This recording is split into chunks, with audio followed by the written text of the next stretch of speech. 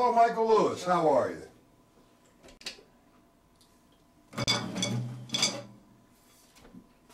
Sorry about this afternoon. We had a little incident up the road.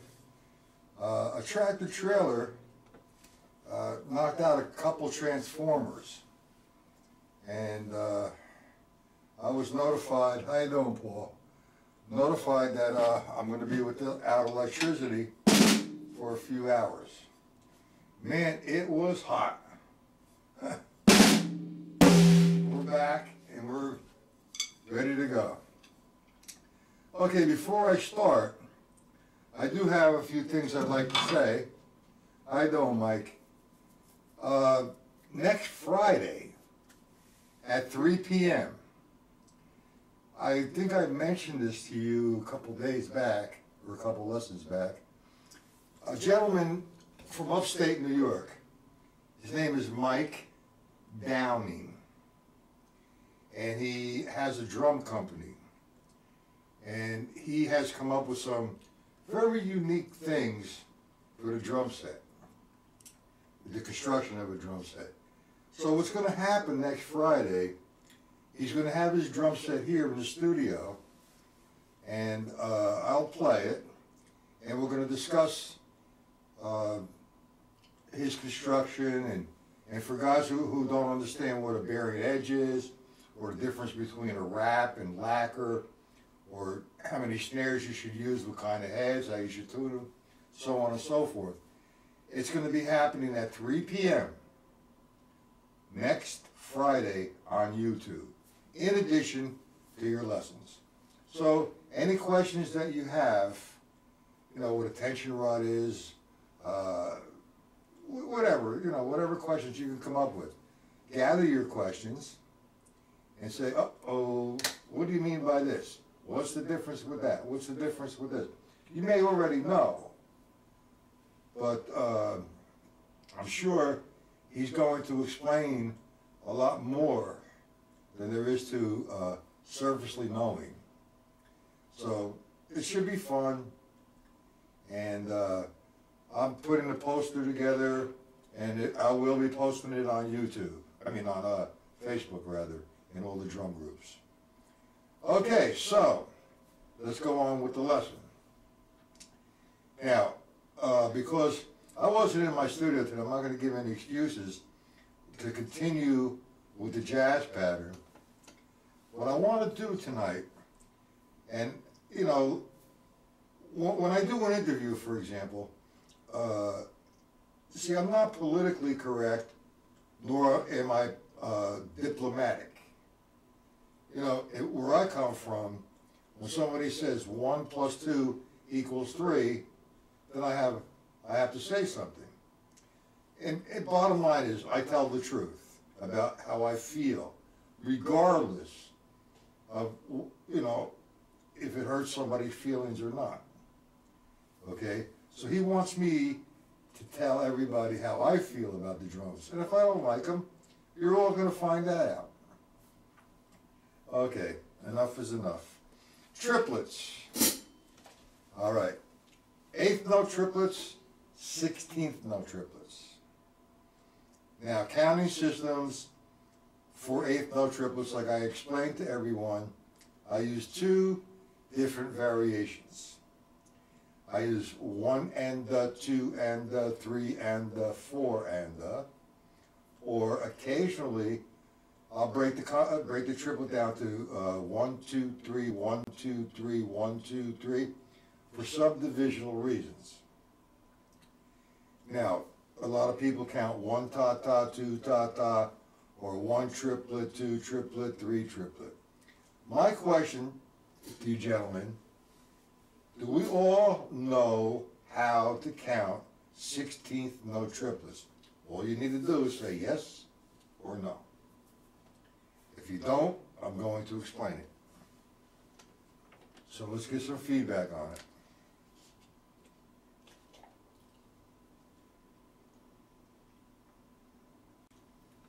Nothing, huh? Okay. Okay, Michael does Mike and Michael. All right, that's good. Okay, it's not good, but it's okay. It gives me a starting point here. Let's talk about the eighth note triplet first. We know how to count the eighth note triplet as 1, 2, and 3, 4, and 1, and 2, 3, and 4, and so what I'm doing here, that's an eighth note triplet. That equals 1/4 note. Okay. Now, 16th note triplet. Now, here's where you have to feel the triplet. If I'm counting 1 and 2 and 3 and 4, and I'm going to make each count an alternating triplet. Watch this. 1 and 2 and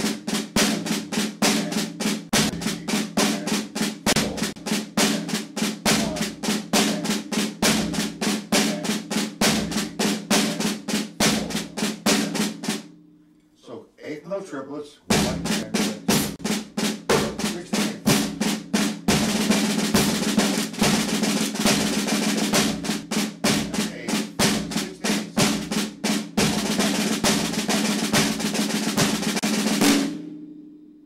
You'll see the 8th note triplet written out as 3/8 notes to the quarter note. You'll see the 16th note triplet written out as 2 sets of triplets to the quarter note. So you're actually doubling the time.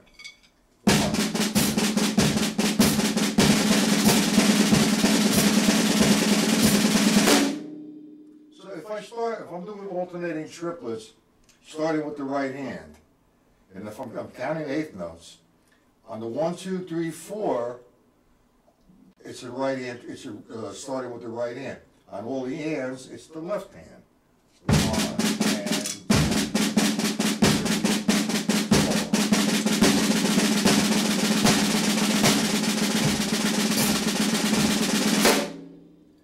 Does that help out somewhat, or do you want me to break it down a little bit more?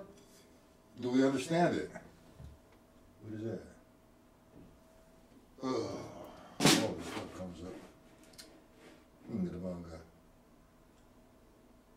Do we understand it, gentlemen?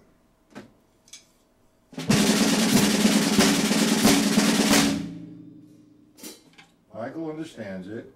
Paul and Mike, does it help out somewhat? The 8th note triplet? If I'm doing, you understand it, Paul, okay. So I'm doing 16th note triplets.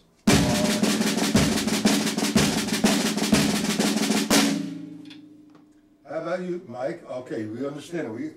We're there now, okay? So you understand the 8th note triplet and the 16th note triplet. If you're accustomed to counting the 8th note triplet as 1 triplet, 2 triplet, 3 triplet, 4 triplet, and if that works for you, fine. If I was counting 16th note triplets with that counting technique, it would be 1 triplet and triplet, 2 triplet and triplet. I don't like that, but if that works, that's beautiful. And my bass drum is on the downbeat. 1 triplet, 2 triplet, 4 triplet. That.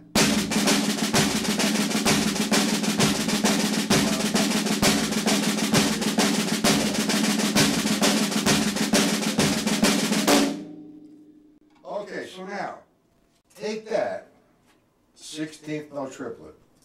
I'm going to count it in 8th notes. For every count, I'm doing a triplet. 1 and 2 and 3 and 4 and... But notice I accented 1, 2, 3, 4. Okay. I've come up with a really good exercise that helps you to develop this on one surface in a drum set application. I do happen to have a PDF on this. After the lesson, I will send it to everyone. Okay? Now, if you take the stick control book, we're going to reference off the stick control book again. My underlinement for the exercise would be 8/16th note triplets. No accent. 1 and 2 and 3 and 4. And. Now, I'm referencing 1 and 2 and 3 and 4 from the stick control book. So I say, that's my bottom, that's going to be constant. I'm going to place an accent on one of those triplets. And where? Well, I'm referencing off the stick control book. So every time I come to a right, I'm going to make that an accent wherever it falls. Line 1 would be 1 and 2 and 3 and 4 and. Got it?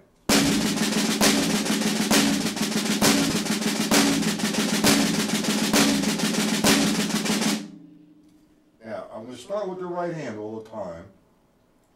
So now I look at line 2. All the rights are falling on the ands. So when I'm running my triplets, all the accents are going to fall on the ands.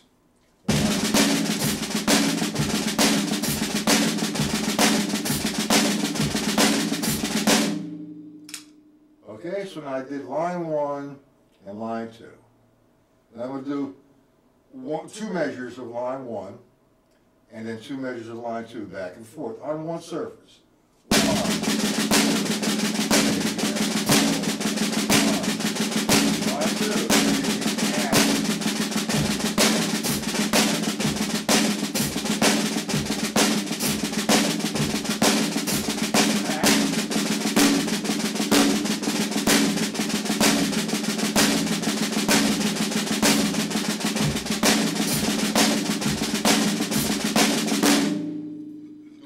Understand that.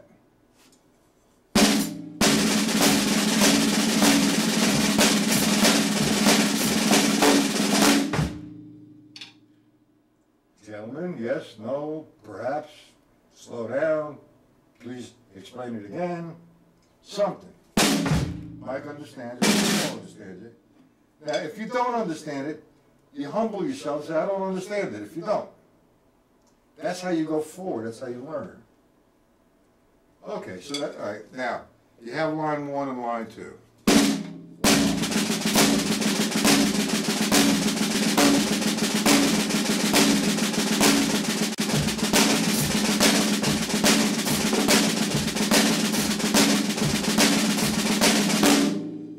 So here's what we're going to do. We're going to go now to line 3. The right's falling on 1 and 3 and. Now remember, the underlinement there is the 16th note triplet. So now I'm going to place an accent on, I'm not going to say, I want you guys to tell me. Michael Lewis, Paul, and Mike, tell me if on line 3, where does the accent fall?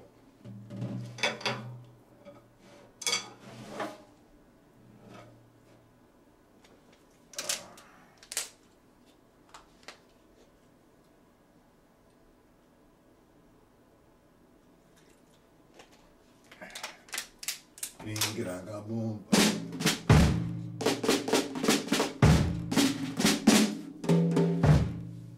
I'm watching, I'm listening, and I don't see any response. Line 3, where does the accent fall? On top of the triplet.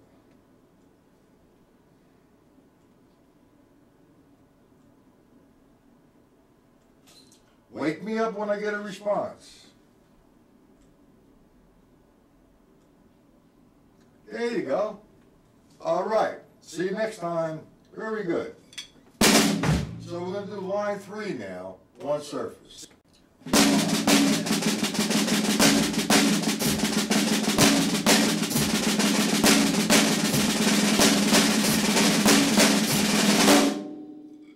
And line 4, it goes to now, the right falls on 2 and 4 and. Is this too simple for you, gentlemen? You guys seem to have it. I could take it to another zone. I'm just giving you a stepping stone to build it further. Line 4, the accent's going to fall on 2 and 4 and. So we have it.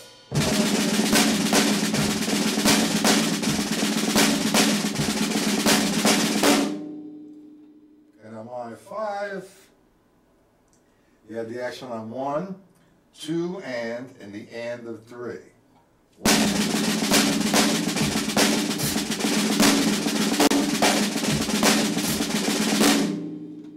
Okay. That takes care of 5 lines on one surface. I like to work this up with the metronome on the drum pad. It's a hell of a workout for single strokes. A lot of guys just play single strokes all the time, either 32nd notes or 16ths.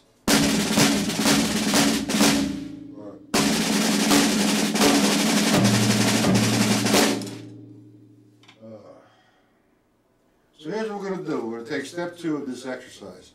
I just showed you 5 lines. Now the next move, you can start to orchestrate this the way you'd like. But from this first move that we just did on one surface, start this next move, and then you could take it where you want. Be creative. I'm going to play all right-hand accents on Mr. Floor, all left-hand accents on the small palm. Okay? Let's start with line 1 over and over again.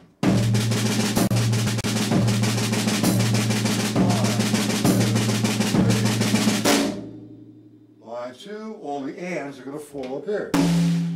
So I have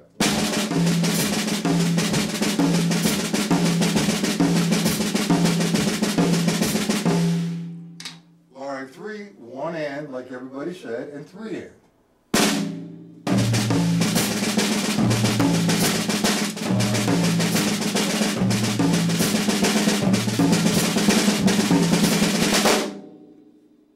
Line 4, now it's 2 and and 4 and.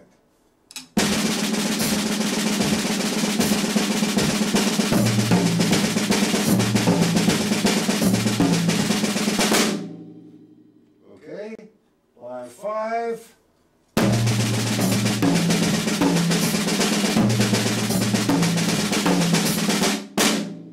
So now, if you get past line 5, you got it licked. 72 of those exercises. Now, what I like to do is direct everybody's attention to the syncopation book. And we're going to take what we just learned. First off, any questions to this point?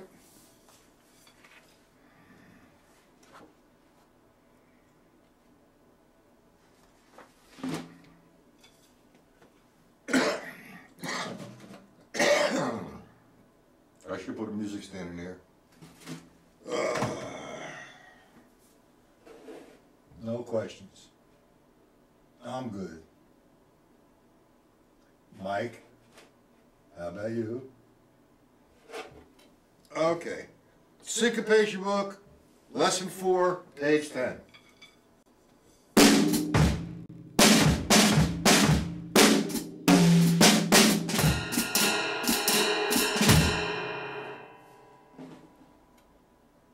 Syncopation. You sure, Mike? If you don't understand it, man, I'll work it with you. We have, right now, we're in the syncopation book, page 10, lesson 4.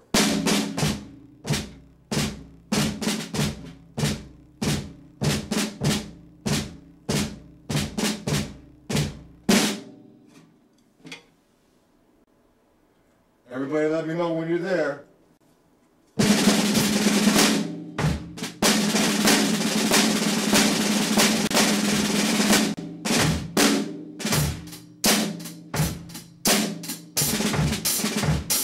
Okay, Paul's there.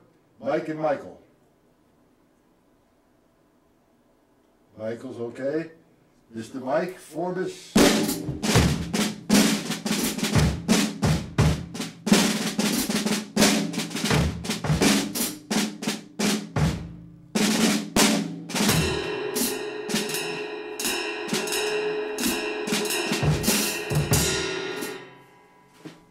Mike. Okay, page 10. Now, these are, I have quite a few favorite books. And I do a lot of work mostly from Stick Control book. That's my primary source. And I take from the Stick Control book, we go over to the Syncopation book.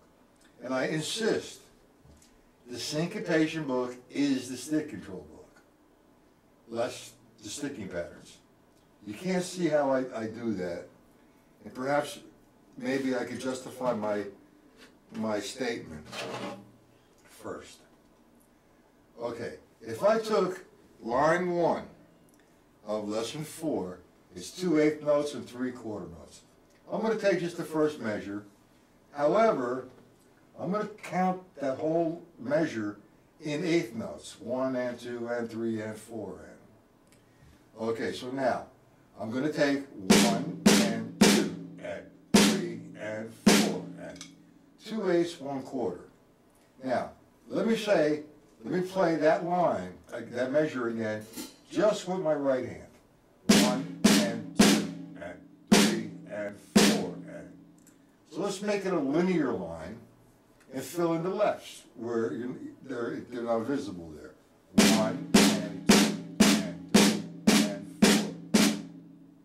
Sticking pattern, stick control. Do we see that, gentlemen?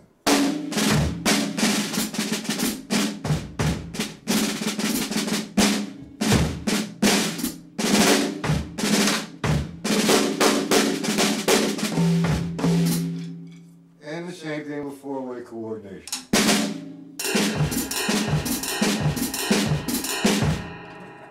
Okay, let's get back.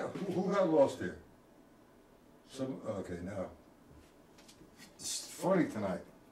Maybe the computer's too hot. All right, now, we're taking line 1, which is, again, 1 and 2, 3, 4. Now, this is after you did all 72 lines of the Stick Control book, you hit the Syncopation book. And say, all right, 2/8, 3/4. 1 and 2, 3, 4. Again now, what you're going to do is underlining the 16th note.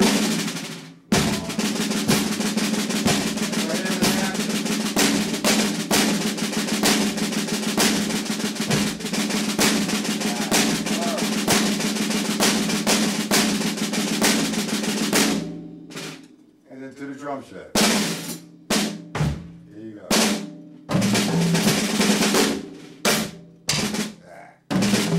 My mouse is on here, sorry. Someday I'll be able to afford an AV person.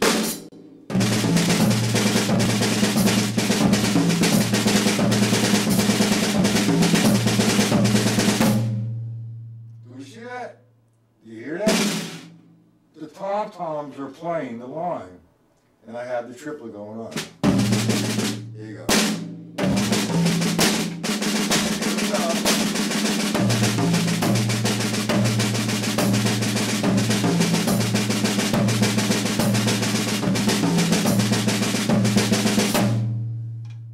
Gentlemen.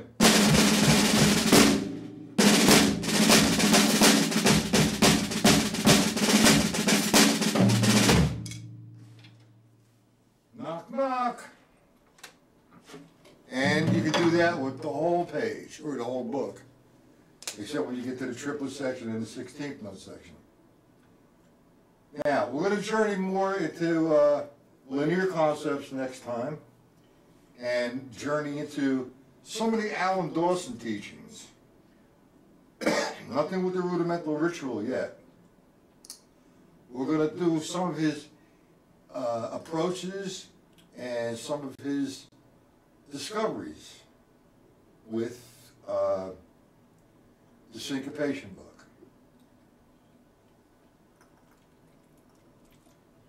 Now, one more thing, or a couple more things.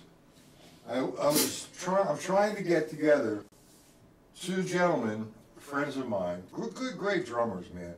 They're always busy. And both those drummers studied with Gary Chester, the new breed. And I'm trying to get him in here, which is it's coming soon, to sit at the round table or demonstrate, or what's the difference of Gary Chester's approach to Ted Reed's or Joe Morello's or other teachers. And we're going to be discussing the new breed.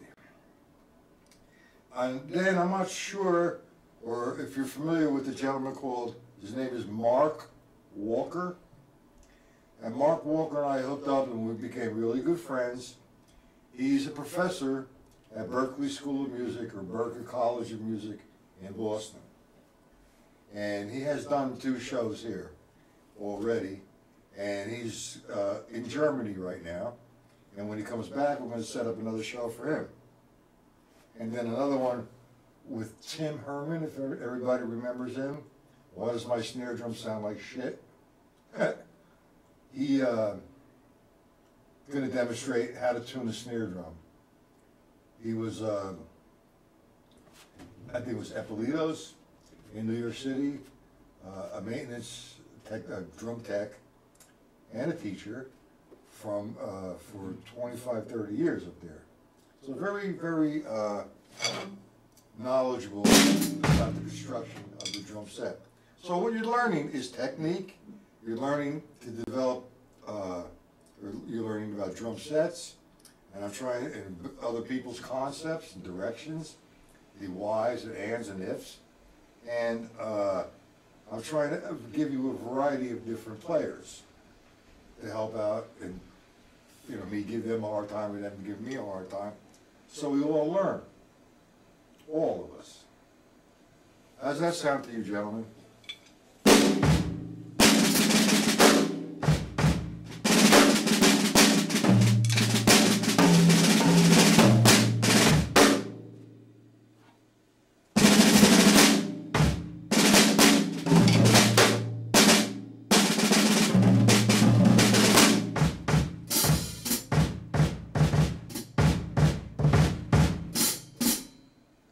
Okay, it's a long, hot day. Now, like I said last time, I think it was last time, I'm going to try to set up another small tom so we can work with some linear things and explore some possibilities for the next lesson. Okay? And journey into some of the Alan Dawson concepts and techniques.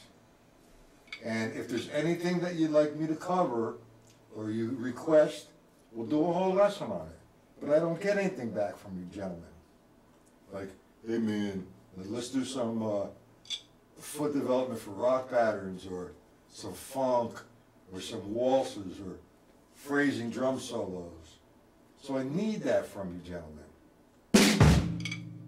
Tell me what direction you'd like to go, and we'll devote a lesson or two to that.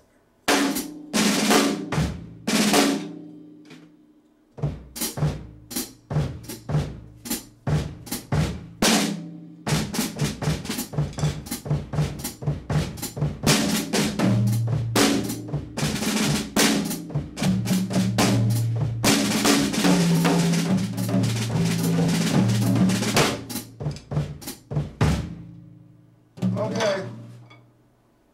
No requests? Okay, phrasing drum solos. Let's talk a little bit about that. And we talked about the concept, number one. We talked about the A, B, A section. Okay? Let's say you're doing a gig with a trio. Piano, bass, and drums. And it's just playing straight ahead jazz tunes, standards, Night in Tunisia, Blue Monk, Freddie the Freeloader, some Coltrane tunes, A Moment's Notice. Before, I've noticed that 99% of the drummers that are on YouTube do not play their solos musical. Drum solo, and it's a display of what they can execute and how fast they can execute it. And to me, that's a turnoff. If you listen to Elvin Jones, it's on YouTube, for example. There's a solo he does in A Night in Tunisia. And he doesn't demonstrate or displays how fast he can play paradiddles or rolls. But if you hum the melody inside of his drum solo, that's what he's doing. That's his phrasing. Now, that's not that's a melodic structure. You're playing a structured solo. Now, that's what we're going to learn the up-and-coming lessons. We'll take a tune, you listen to that tune over and over and over again, and we could take a 32-bar solo, 64-bar solo, how many solos, and I show you how to phrase that, okay? And that's one kind of soloing. You can also take an open drum solo. Do we all know what an open drum solo is? Yes, no, maybe, perhaps. Only 3 people would happen. Everybody left? Man, this computer's doing tricky things to me tonight. You know what an open solo is, right, Paul? Okay. How about you, Mike and Mike? All right.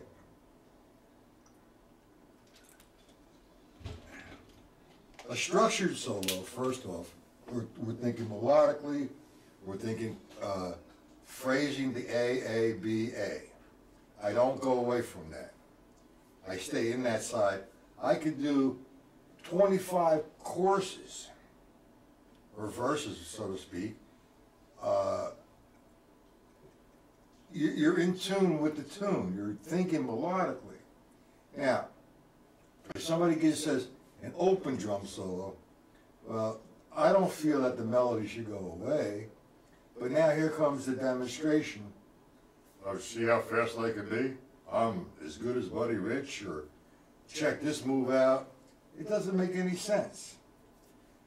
There are some people out there that play some great drum solos open, and they do some phrases. They'll have a conversation with their drums. And the conversation, for example, if I'm sitting here playing a solo, I don't know if I can do this right now, but I'm going to try. If I'm going to play a solo, the band stops, I'm going to play a solo.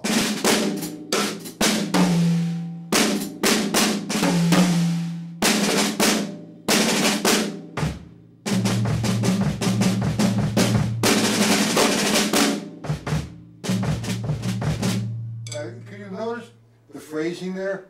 I did 1 or 2 different things the same and went back to it in a different voice zone. That's open, but that's also phrasing. I'm not thinking melodically. What I'm doing there is having a conversation with my drums.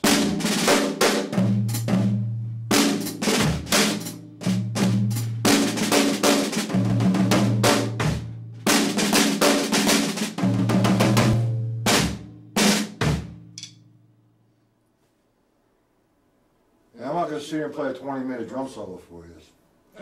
That's for sure.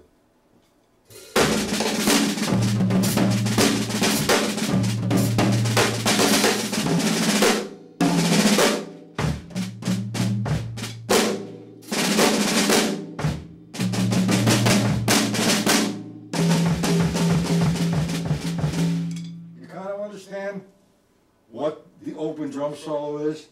Everybody's cheering you on, you're out there, wow, yeah, man, he's hot. The one drum solo that I refuse to ever play, because I played it so much when I was very young, is Wipeout. We already know that one, correct?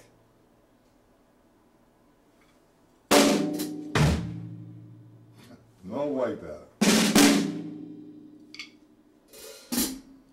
Okay, halftime shuffles come in, reading the syncopation.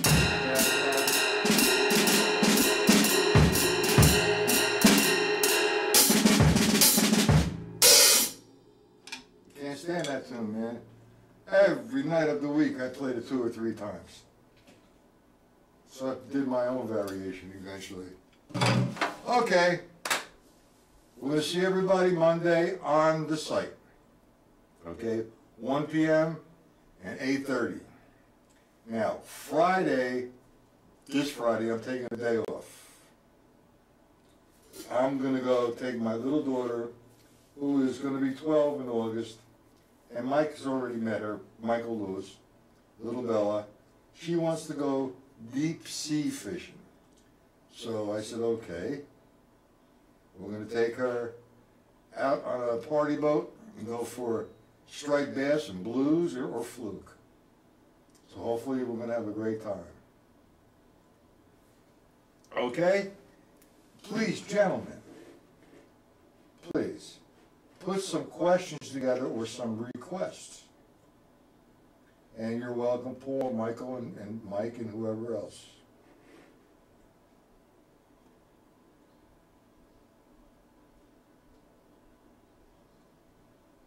Thank you, Paul,